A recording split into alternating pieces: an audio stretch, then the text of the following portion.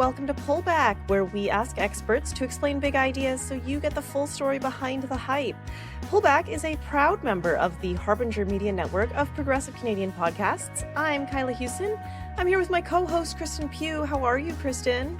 I'm, just floating along in this dumpster fire of a timeline. How are you? Whoa, coming out swinging. No, I'm good. We're on vacation, Kristen's obviously been watching the news, but I haven't. Although I have been editing a lot of Tech Won't Save Us, so it's not like I'm completely uninformed. Paris does a great job of journalism. But we do have an episode for everybody. This is part of our climate series that we did in our last season. Kristen, do you want to introduce our guest? Yeah. So just a reminder for folks, we're doing a couple bonus episodes that sort of focus on gaps that we saw from the season itself. And so the first one, I think it was a really good conversation. You can go listen to it on youth climate justice. The one today is on disability climate justice, and we spoke with Gregor Wolbring, who's a professor at the University of Calgary in disability and ability studies. So Gregor is really, knowledgeable, also just one of those people that is so enthusiastic and willing to share knowledge. I really enjoyed speaking with him. Yeah, he was so lovely and also just a really lovely person. I'm having a great time editing this episode, and I'm sure that our listeners will really enjoy it. Yeah, I also like that he calls his students the Wolf Pack. He's that just speaks to me. Such a charming human being. And we've covered disability justice a couple of times on the podcast, but it's the sort of subject that you really can't say too much about. And so I was really delighted that Kristen was able to bring on another fantastic guest. You have a skill. And we're very excited to bring you a new season soonish. We're reaching out to people now, and we're going to start recording in the next month or two. So maybe not an immediate release, but certainly it is in the pipeline and on its way. Should we tease the theme of the season? Sure. You're so much better at describing things than me that maybe you should do it. You have a way with words that I do not. Well, that feels unfair because the season was this is your idea and it's a really good idea. So I'll just give you full credit, but sure. And then every subject is basically Kristen, except for the ones that are weird and really thought out. Those ones will be mine. So Kyla had this really awesome thought that was, for next season, let's talk about ideas that just need more money. So maybe they're not new ideas, but they're ideas that maybe we don't have enough attention to or that are really underfunded. So I guess we can give you an example that is not one that's going to be in the season, but that we do think is really important.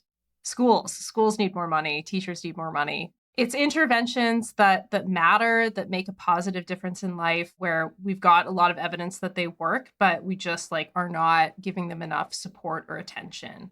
Yeah, that's a great way to say it. And the reason we can't give you a real example from the upcoming season is because we haven't locked in an episode yet, but we're working on it. So if you hear this episode and you're like, hey, I work for an organization that could use a lot of money, reach out to us. We're open. Yeah, we love getting suggestions for episodes. If you are somebody that wants to be on the show and maybe you work in an area that's really underfunded but does really good work, let us know. Yeah, we're open to it.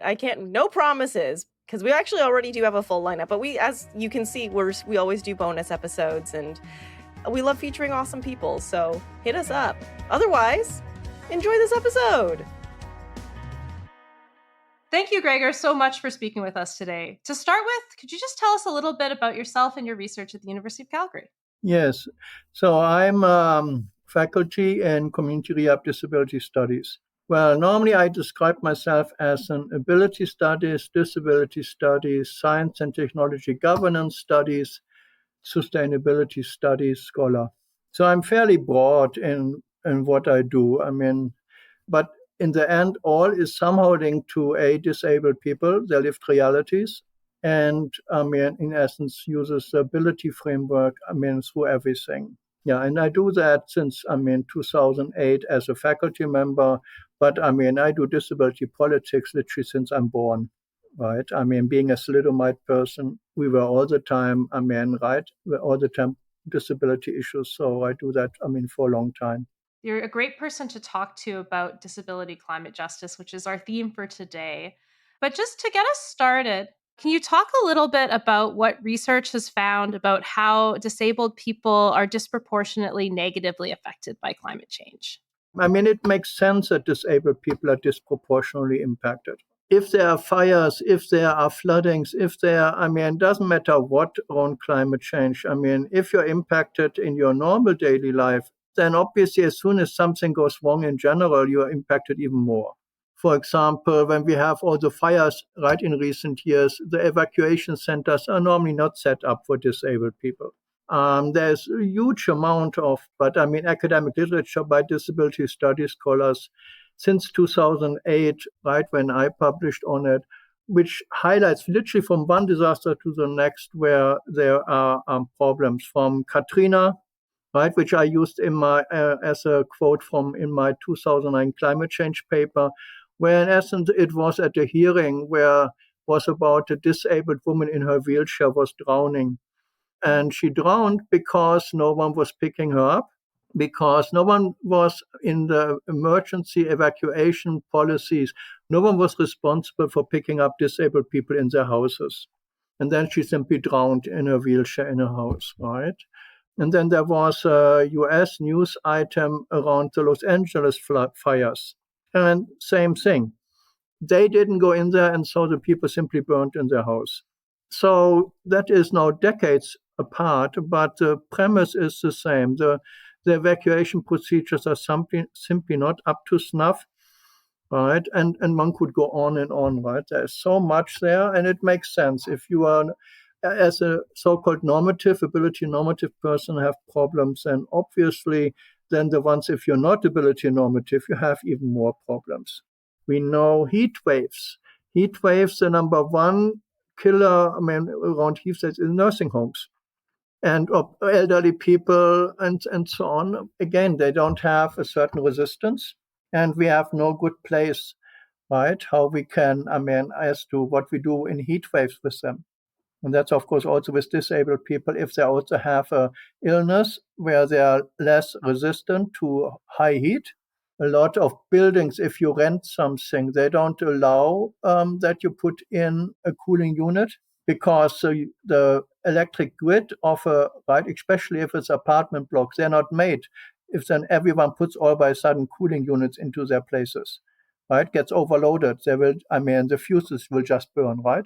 There's really sort of a range of ways that disabled people are impacted disproportionately about climate change. But one of the things that you've sort of highlighted in your work is the importance of thinking about ableism and disableism as being sort of a cause of that disproportionate impact. So I'm wondering if, first of all, can you talk a little bit about what ableism and disableism mean? And then some of the main ways that they sort of come up in the context of climate change. Ableism means that we see certain abilities as essential, and it's normally linked to disabled people. So when I coined the field of ability studies back in 2008, I went beyond that. I see ability judgments as the general cultural reality. Right? Fiona Campbell with studies in ableism coined that in 2008, focused more on disabled people, and then there's Dan Goodley. These are the three main strands of ability-based studies, I would say. Now, when I coined this as a general cultural reality, it's because I was trying to find a way to that I can literally do. It doesn't matter what topic shows up academically, I can put my 2 cents to it. And I come from the cyborg area, where in essence the cyborg is right, the humans who are not enhanced beyond their species typical are seen as diseased. So the idea is there is a timeline. Certain abilities pop up and people are sniggering, right? It's eclectic, outlandish. Then some of them make it into the next stage where people see them as, well, they actually might have some utility. They're not as outlandish as we maybe thought. So this becomes what I call ability expectation, nice to have. Then we have this where certain abilities become essential to have. Right? That's ableism, where you judge certain abilities as essential to have. And then certain abilities become obsolete.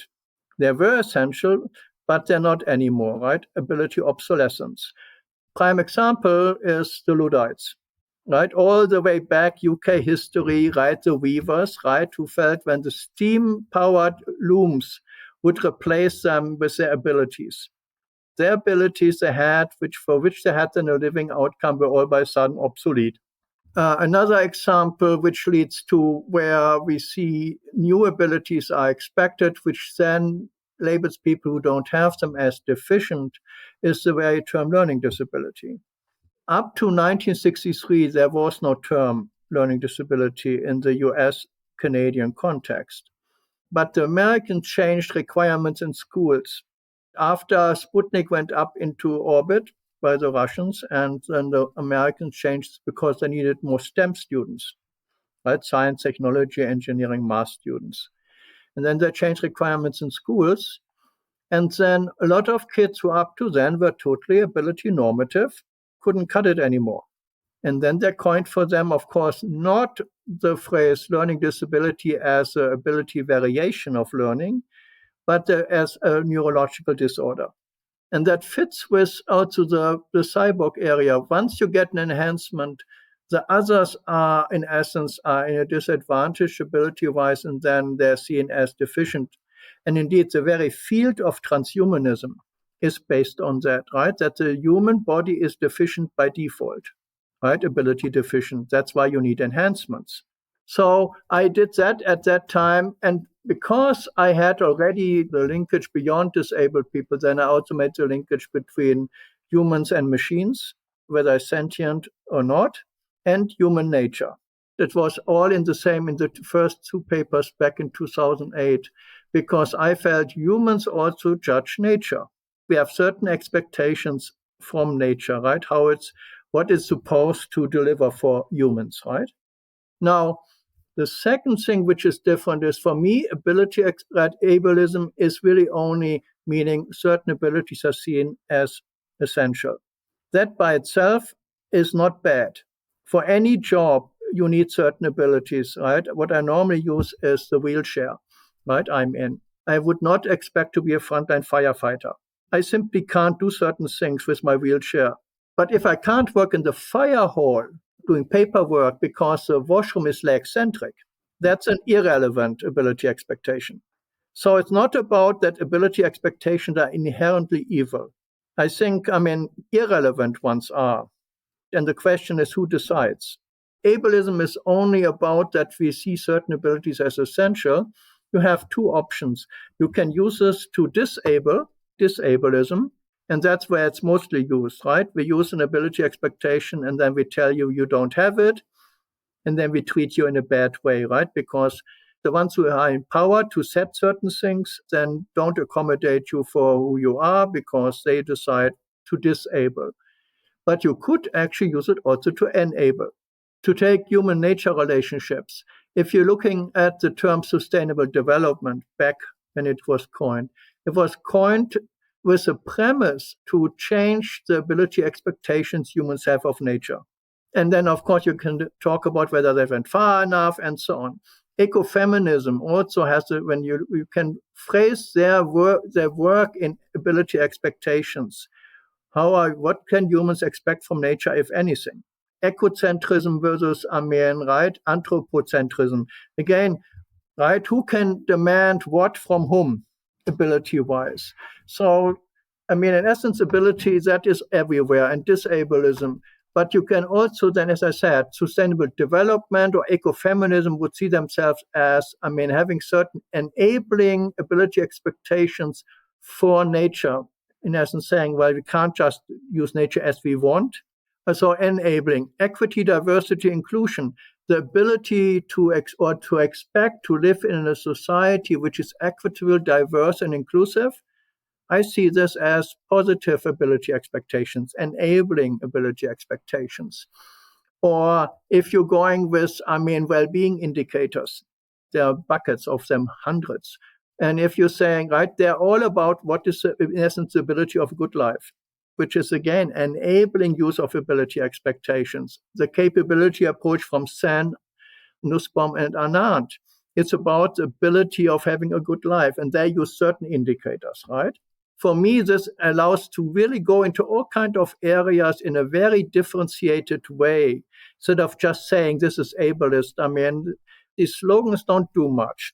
I mean, I prefer a framework where I can also come up with a positive narrative. And I think if I say, right, ability expectations, certain ones are enabling. And then, of course, the question, who has the power to decide? It's what the disability community back in the 60s and 70s were questioning around abilities. Who decided what is important, often based on irrelevant ability expectations? And then, of course, that led then the people who had these irrelevant ability expectations, of course, then had what I then called ability privilege, to have access to other things. Right? We have white privilege, and so on. But ability privilege is really just, it's much more pervasive, because depending what your background is, you have the ability as in access to certain things. Urban versus rural areas, right? Access to the internet is still choppy in many rural areas. So even with that framework, you can use that really as a cohesive social critique. Who decides and who is not willing to give up their ability privilege? That is, fitting with the white privilege, right? And so on, right? It's the same thing. So you have this ability, and this is how it's all the time done, and you don't want to change because it benefited you and so on. I think that's really helpful. And it kind of gets me into my next question, which is about sort of, I guess, how this ability privilege then plays out in disaster risk reduction and climate adaptation planning. Can you talk about that a little bit? With everything, right? For example, information. When there was in Los Angeles, the fires, which were just recently, right? There were a lot of people online complaining that there were sign language interpreters. They're saying, why the heck do we need that? Is not subtitle enough? There are a lot of people, right, who simply see certain things as not reasonable. We know around HIV/AIDS, the same thing. Disabled people were at higher danger of attracting HIV/AIDS because a lot of the community did not have access to the information because of the format. And that's the same with, the climate one. And if there is no evacuation, if you can't leave, if it's expected that you leave your own house, well, if you can't, you're doomed. That were the two initial examples from Katrina, where the woman drowned, and the fire, right? So we expect people that they can walk. We expect them that they can communicate. So, someone who is neurodiverse might not be able to even tell first responders what their problems are. Or they're misunderstood, right? They're overreacting because of, sensory overload. This is endless. Anything which is based on a certain norm set by certain people, right, then it simply can lead to certain problems. We are all ability diverse. A term which is not picking up, we use neurodiverse, but we don't use mobility divergence or diversity. The wheelchair user still has to accept themselves as being walking impaired, right? Whereas I refuse that label. I don't walk. I crawl and I use a wheelchair. I use a wheelchair, yes, it's an assistive tool, but so is a snowboard. So is public transportation. Because these are all tools humans use because they are limited in their abilities. But we're othering disabled people by using terms in a way as if it's only about disabled people and they are something below second tier, right, citizens. Whether it's like, oh, you use assistive technologies, we don't. Well, without the kitchen, what you can eat would be rather limited. But this is the language, right? If you give certain people the power, and that leads back to the ability privilege, that whatever is done for them, they take for granted, right? They would never talk about the kitchen as an assistive technology. So why do they do it for me with a wheelchair, as if this is something special, right? As if no one else needs adaptations, right? And tools. Or the term accommodation. Why is a wheelchair washroom called an accommodation to me being in a wheelchair? The washroom itself is an accommodation to the human physiology. It would smell at work quite differently without a washroom. But it's again, some people have the power to whatever is done for them, it's seen as They can just take it for granted. They don't have to think twice about it. And if you take things for granted and you have these narratives where it's constantly the others are like special needs, right? And so on. This is not cool. You have a special, right? This is, oh, we have to do some extra efforts. If that is the case, then these people also very likely are not doing much with you as allies. They will have very low literacy around you, so they have no clue what you need. And therefore, the policies will not work because, you don't know what you don't know, right?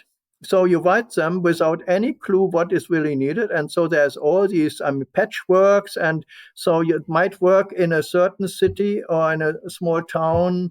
And then the next one already has different ones. And Yeah, no, I think that's a really good point. I want to pick up on it a little bit more because it does seem like one of the big problems in sort of disaster planning is just that people aren't thinking about different ability spectrums. What are some strategies that could help us address that gap? Well, look at me. I'm already doing this for 30 years and the accessibility still hasn't changed much where I live. Still the same problems, still the same narratives. One of the biggest problems is that we have not trained the young people to have the knowledge who then become the policymakers and so on. People write about youth environmental activism, but nothing about disabled youth environmental activism. Or look at that, a lot of literature around activist burnout.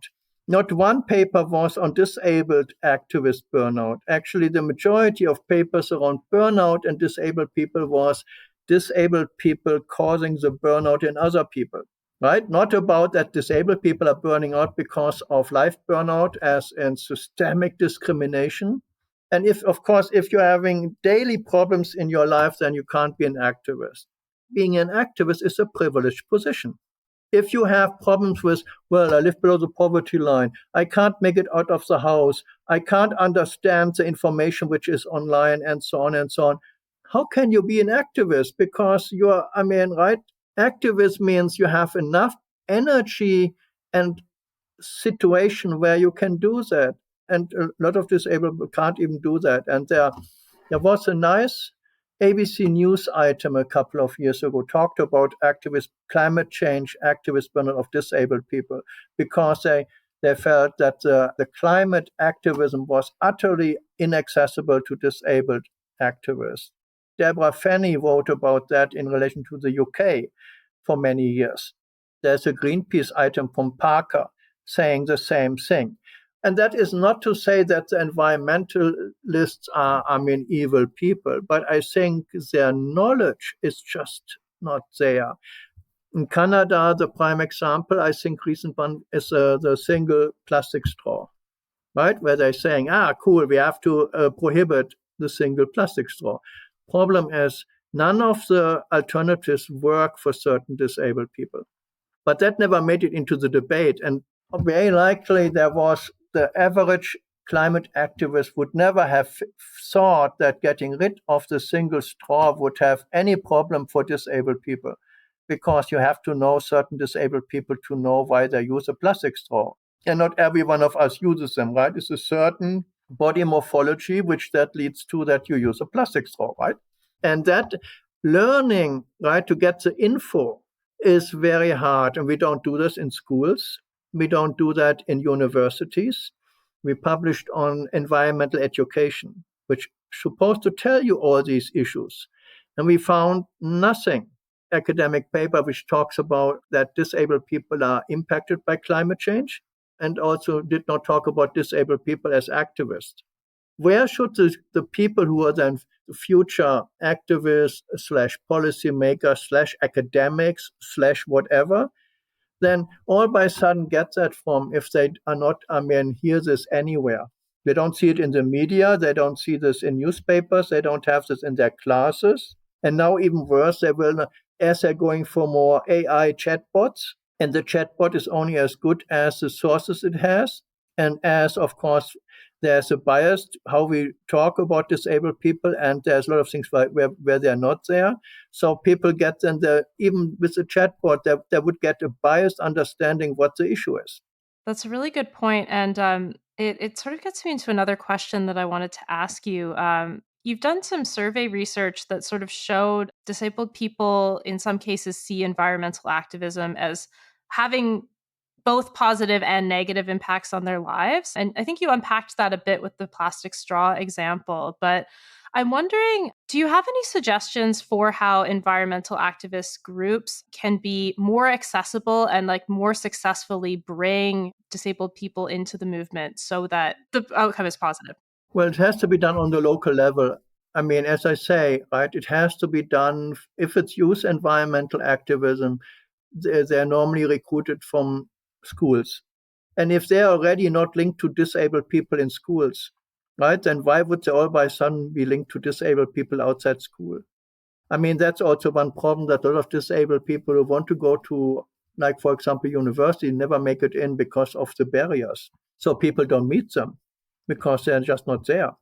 In town, the problem is, of course, that a lot of places are just not accessible, right? Some things, even if the building is accessible, well, we are here in Calgary, we have 6 months of the year snow. Well, not quite. But I mean, the activists can't do anything about the snow, right?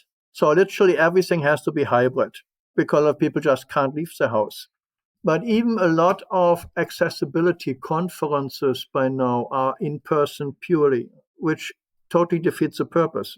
I mean, there are many reasons why hybrid is absolutely essential. I mean, it's quite interesting. Back in the times when I was young, the thalidomites, we have two main groups, the ones without arms and the ones without legs. You can be sure when there were the ones without arms organizing the place, there were some best steps. Because unfortunately, even within our own movement, often people only see the problems they themselves experience and not the rest. We are not getting trained to think about what everyone needs. And that's the same way likely with me. I mean, I can point out all kinds of things about a wheelchair, but do I really know exactly, I mean, when I just wheel around, where the problems are for a neurodiverse person? To a certain extent, but do I know this as much as a neurodiverse person? And even, of course, there you have all kind of different things, how the issues are manifesting. So you literally need constantly these groups together, also to learn from each other. And a lot of places don't have, what do they call it now? There's affinity groups in universities, right? There's a very little interaction often between the groups, or you're jockeying for who is, I mean, more worthy than the other. The social hierarchies among us and between us and others, including in the human rights movement, which human rights are more. We know EDI covers much more race and gender than disability. When you look at the academic, discourse, for sure. And if you're going for individual disabilities, then you can see certain ones are totally not there, right? Intellectual disability, even a totally different challenge. Even how to provide the information. I'm not sure that they would understand what, the briefings are on TV of a fire and so on. So if they're living by themselves, they might not even know what will hit them. Do you have are there any resources you would point folks to if they're trying to, let's say, organize a protest or set up meetings for environmental activism and want to really consider the full sort of spectrum of experiences people have and make their movement accessible? I'm not so sure, whether there is one source where everyone can go to. There are definitely people who work in this area. Sara Bell in the UK, she has also a podcast called Climate Sensing. So one has to search. There is no website, I would say, where all the differences needed are all written out in bullet points, which you can just tick off the box. At least I haven't found it. Yeah, you can find some where they say what you have to do, but it's not, you have to search, right? There are certain universities who have this on their website now, Disability EDI, and there are definitely many podcasts and so on. But it's not that easy. Can you just type in what do disabled people need, and then all the things pop up nicely. You can tick off the box and on your chart. Okay, we did that. That means you really need to have disabled people, right, really part of the cultural and political life. And then you learn from them. And then you have to write this down somewhere, that you have within your local movement, that you have somewhere a repository you built up yourself. It's like a lab, right? I mean, originally I'm a biochemist. So you have a technician, how things are done in the lab is written down. When the technician goes and a new one comes, the new one reads the lab book, the manual, right? The method book, right? And then they know exactly how it's done in the lab. We do not have the same procedures, seems to be, in how institutions work. You have a person, they get retirement or whatever, the new one comes and you start at zero again. So I would assume with environmental groups it's exactly the same. You might have someone who knows it, so you literally have to write things down, right, within the local group, so that if new people come, it's like a onboarding. They read about, okay, this is what you have to read around how to make things accessible, right? So you have to build your own onboarding material, which then in your group becomes then a report, right? Simply, collective knowledge. So it has to be somewhere that the next ones were coming all reading the same stuff. And then you can build on it, right? If there's new stuff, you add this. And normally it shouldn't take too long, but we don't do that. And it has to be everywhere, right? So that even if you don't have a disabled person there from that specific flavor, then you know, okay, why are they not here? Is this because how we are? But you simply have to build this up from, searching online and simply, make yourself this quote out, booklet, right? And then everyone has to, whether you put this then online, whatever, or in physical form into your group, and then the next one can read it like onboarding, right? As you do normally in jobs. Yeah. And it seems like that broad approach might work well in a policy context too. It seems like one of the gaps is ensuring that disabled people are actually involved in climate adaptation planning. Would you agree with that? Well, in certain areas, right? As I said, for example, I think in Bristol they are involved. But the thing is, are they making it then onto the national level? And does it make it into government policies and then even more into laws? Sebastian Jourdain, right, published a piece just now, looked at Canadian policies around climate change adaptation and other countries, right? Anyone who signed to the original one globally. And he found that the majority, including Canada, did not say anything at all, or they just mentioned them as in passing by. So if anyone is interested, Jourdain, right, people can look him up, the recent paper where he looked at legal documents, right, policy documents. And because they are normally these policy documents are written very much upper level, right? We should involve X, Y, Z. But they are not giving exact guidance. How this is done? That goes down to standards. And standards are not even good, right, for normal. For example, our building code is utterly insufficient. It still doesn't generate washrooms which are really accessible and so on, because they're having what I call a wheelchair bias. What they thinking is a wheelchair is a sports wheelchair, who is, of course, had certain ways how it moves around. Depending how you cut a washroom, for example, they expect people that they're moving onto the toilet from the side, over the rim, which you can do with a sports wheelchair. You can't do that with an electric wheelchair. But if you're then going to the front of the bowl, then you can't need close the door anymore. Even there, we're saying wheelchairs if there's only one type of wheelchair. And so the policy on a upper level, when they mention disabled people, is fine, but then how it's actually implemented, you need much more fine-grained stuff, and that you don't find. It's just missing. I'm pretty sure that there is very little out there which talks about how, a shelter has to be for the people, right? They're setting up when they're fleeing the fires. The stuff, whether it was with Katrina or whether with the Los Angeles one where people burnt in their houses or nicht drowned, there were simply the policies, how they then were written out, were not differentiated enough. Even if you would have something on an upper level policy one on a Los Angeles government saying, cities hall says, you have to pick up disabled people, right? You have to make sure. But if this is not all, then trickling down and everyone has all of that. And that needs huge amount of people being involved and having knowledge around disabled people, and needs a huge amount of disabled people. And do we have enough? Given given that over a third lives below the poverty line. I mean, I'm a luxury edition.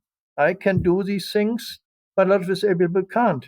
So if you don't have enough of the people, then and the others don't learn, then you have the problem that the input into the nitty-gritty detail level are not coming in. That's why you need a repository where whatever you find wisdom-wise gets in there, and then over time you can build it up. And then because what you need for evacuations is no rocket science.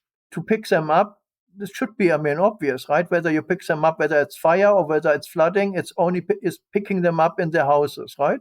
If this is not built into certain document that it's all in there, you give out to your first responders, then of course it gets also lost, right? So it's a huge task. And that doesn't diminish, as I say, while you're doing your podcasts, there are Jordan, Sara Bell in the UK and others. Obviously there are a lot of people where it gets better, where we hear now about disabled people around this topic. Well, in 2009, when I published my climate change paper, that was much more dire. Right there, no one was thinking about climate change and disabled people, right? Or dared, writing about it as an academic. These groups are still isolated, right? And on the local level, then I would say even Calgary, I don't know much, right? Because the town is not accessible enough. And this is many places. So literally you need in every town, you need then people in the climate change groups who want to involve disabled people and know how to do that. Even if you want, you might not even find disabled people who have the, time to do it or have the lived reality that they can do it. It's not that simple, right? That's why it has to be long term, and you have to write things down so that whether you do interviews with disabled people and then they tell you what you need and you write this down proactively for your group. The youth activists could ask disabled people in schools and write this up in this way, and then give that to their organizing committee or whatever, right, around climate change, where they're part of, and then everyone gets that. There are small ways, but it has to be coming bottom up. I'm wondering, because you pointed to the example of Bristol as a good one. So wondering if you could talk a little bit about what Bristol is doing well. I only see a lot, and that's because of the people who are involved. But it all depends on that individual people then did this. I would assume Sebastian, is doing things in certain places and people linked to him. Alexis Bütgen in Canada is another one, definitely involved and knows about the disability angle and so on. We have a lot of individuals, or definitely much more than 10, 15 years ago. But unfortunately, as it's climate change is such a big issue, impacts, who would you have in Jasper, right? Who would have all this knowledge, that's why someone has to build up these repositories, which then other groups can also share and should have, which we simply don't have. At least I haven't found them. There are all the time certain levels, certain things, but it's something that you can say, this is the absolutely perfect evacuation plan. You very likely have to do one, and then you have to compare different ones, and then you have to merge them into something, and then you put literally different ones online saying they are now covering disabilities, this, that, and whatever. Then they should be somewhere, and then people can access them, because you might not have the expertise in certain areas where someone can come up with it. In Canada, and then you go to other places, there are definitely a lot of disability women groups who are involved in it. Actually, Sebastian in his paper was outlining that people in low-income countries actually do better on disability policy in these areas, if I remember that correctly. And that is very likely because they are maybe focusing more on it, because there are more issues there. I don't know. Seems like a project that's like ripe for research funding. Well, sure. But even without research funding, as for youth activism, is go into your, wherever you are school-wise, and then ask the disabled person, what do you think you would need with evacuations? Problem is, of course, a lot of disabled people might never have thought about it either. Most Canadians haven't in general. Right? Only because you're in a wheelchair doesn't mean that you thought about what could fall apart. You very likely never read, an emergency or an evacuation plan to see, oops, I'm not in there.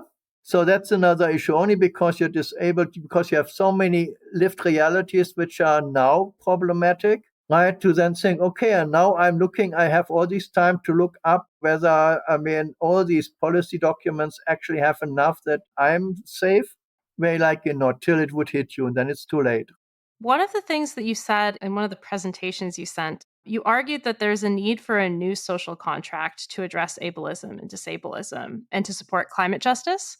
I was wondering whether you had any thoughts for policies or programs that could make up part of this social contract, because we're always looking for solutions that could lead to a better future. Yeah, that was in the 2009 paper.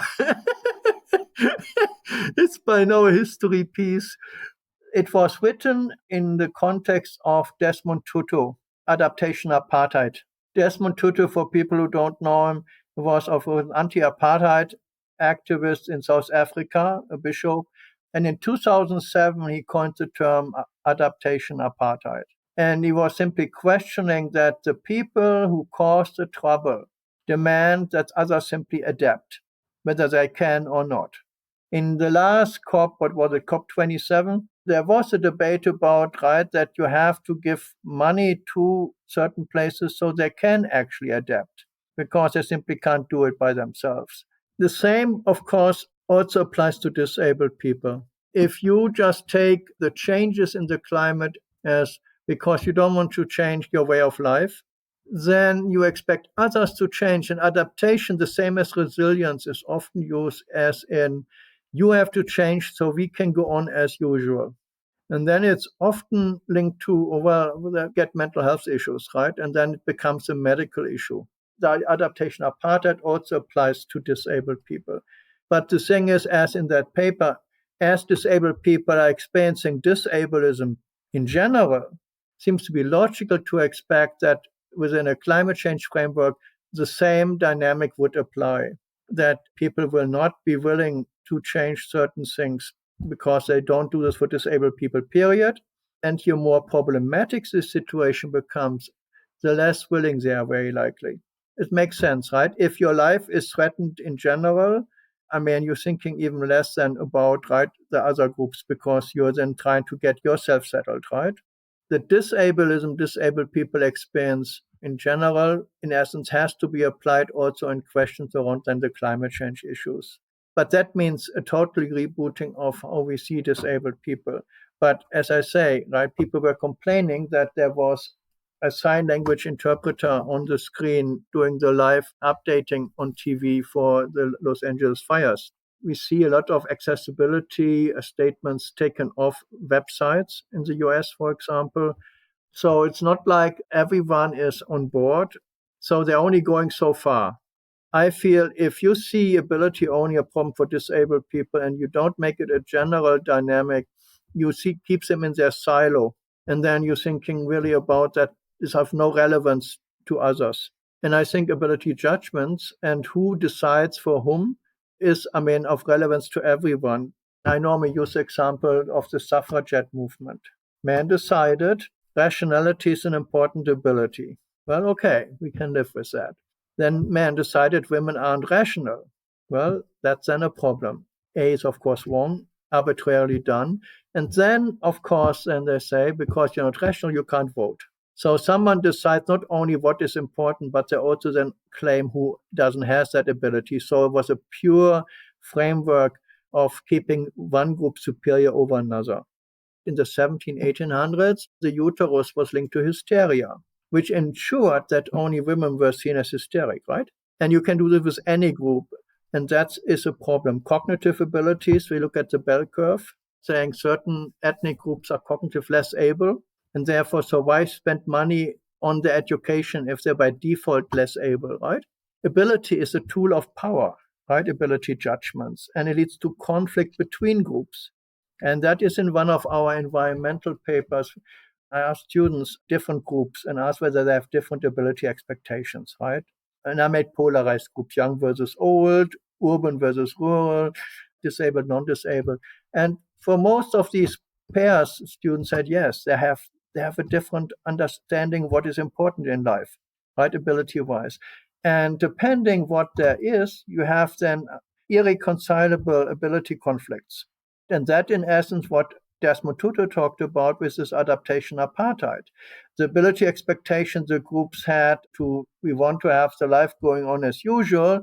And then the Pacific Islands is about, we don't want to drown, but we don't talk about ability as a conflict, and we don't have really easy mechanisms for ability expectation to the conflict resolution and so on, because we don't use that language for that. But a lot of the stuff is around abilities. And one of the latest papers, I think for 2020, was about ability expectation and ableism peace.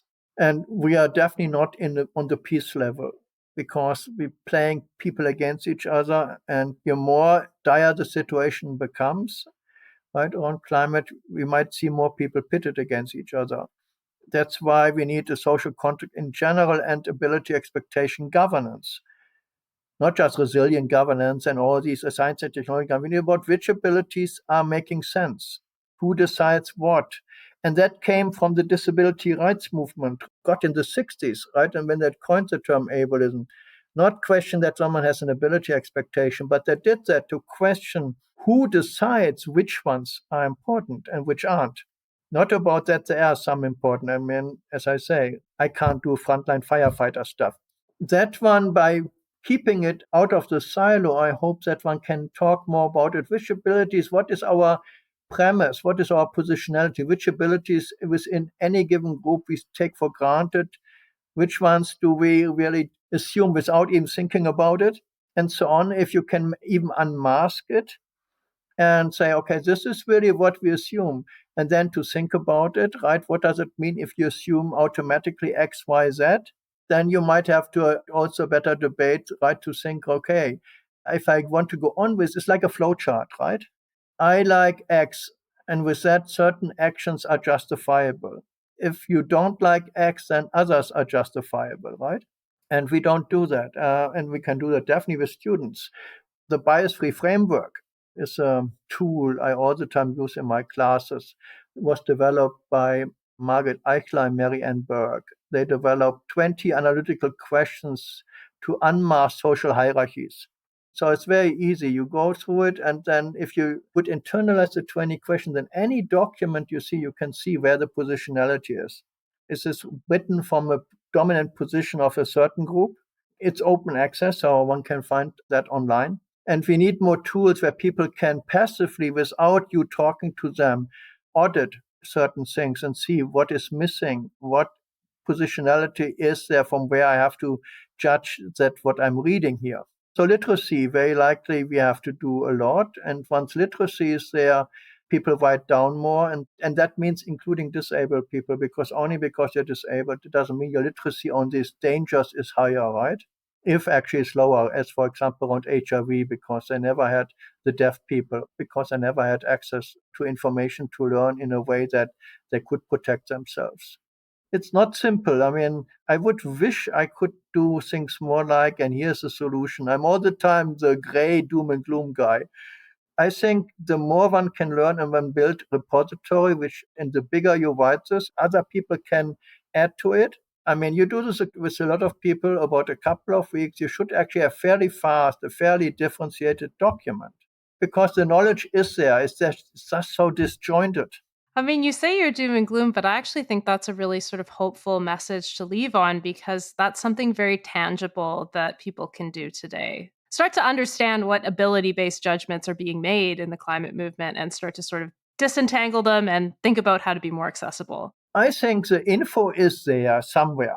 For some things might be more difficult, but when man does it on a bigger level and then shares with each other, I would assume, even if you in your circle don't have a person of that disability flavor, someone else must have the person who then can add to it.